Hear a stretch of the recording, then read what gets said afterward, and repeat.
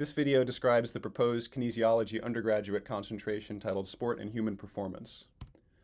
The focus of this concentration is on optimization of sport and human performance based on kinesiological principles derived from our core courses.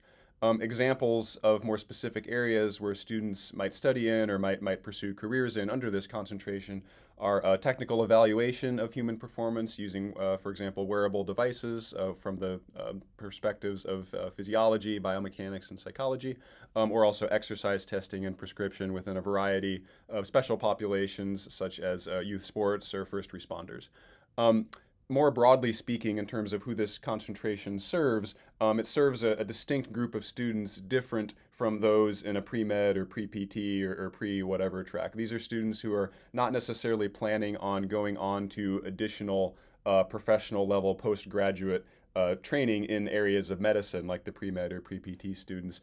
This is serving students who are more broadly interested in working professionally in the broad area of fitness and sport and human performance. And so I think without a concentration like this, we'd possibly be missing out on serving, or at least serving well, a potentially pretty large chunk of our students who are interested in working broadly in the area of fitness. For example, career pathways served by this concentration, which you can hopefully see are distinct from medicine and physical therapy and occupational therapy and directions of that nature, include government contracting for training military service members and other first responders, medical device development and that industry in general, personal training and fitness industry professionals, strength and conditioning training and coaching at a variety of levels, wellness coaching, managing senior living or youth activity programs. This next one isn't really a career per se, but this concentration could serve as good preparation for certification tests from ACSM or from other certifying bodies.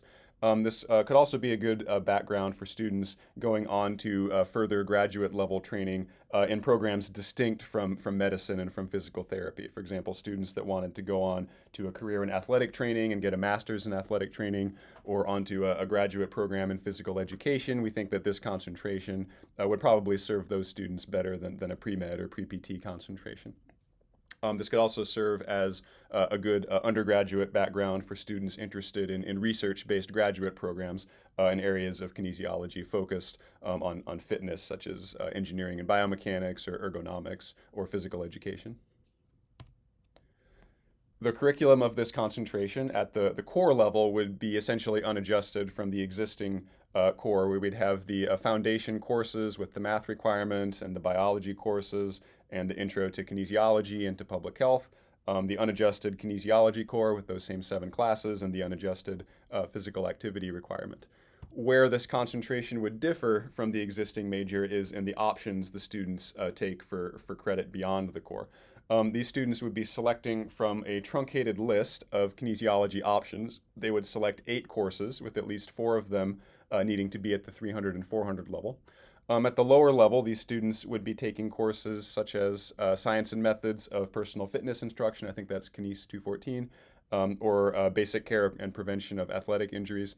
And at the upper level, they'd be selecting from courses such as Biomechanics of Sport or Psychology of Athletic Performance. And so here, this is a list of core courses that are not completely divorced from the notion of medicine and health, but are more broadly focused on preparing students for future careers in the broad realm of fitness without necessarily going on or planning to go on to a graduate program focusing on medicine and health. The students could also here take relevant graduate classes with instructor approval, and for these students, they could still take KNES 497 as an option, but KNES 497 would no longer be a required course, and so those credits are baked into the 8 credits worth of, or the 8 courses worth of credits that they would select as these options.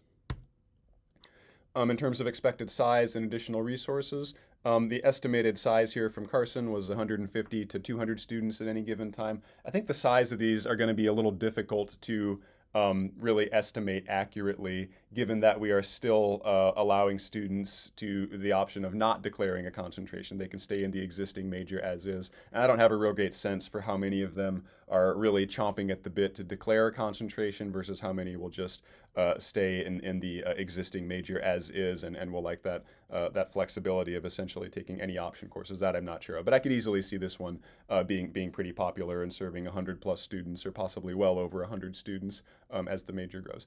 And this one we don't anticipate needing any additional resources in terms of additional hires or instructors to be able to serve students well with it. It would have the issue of we're requiring them to choose from a smaller number of option courses. And especially if ends up being a large concentration, we'll have to teach those courses quite frequently and with plenty of seats in them. And so it could be a burden on the existing instructional workforce. But I think that problem could solve itself essentially by removing that requirement of KNES 497 and not having to teach the KNES 497 sections as often or in as great a numbers, and freeing up those instructors to teach their other upper level options on a more frequent basis.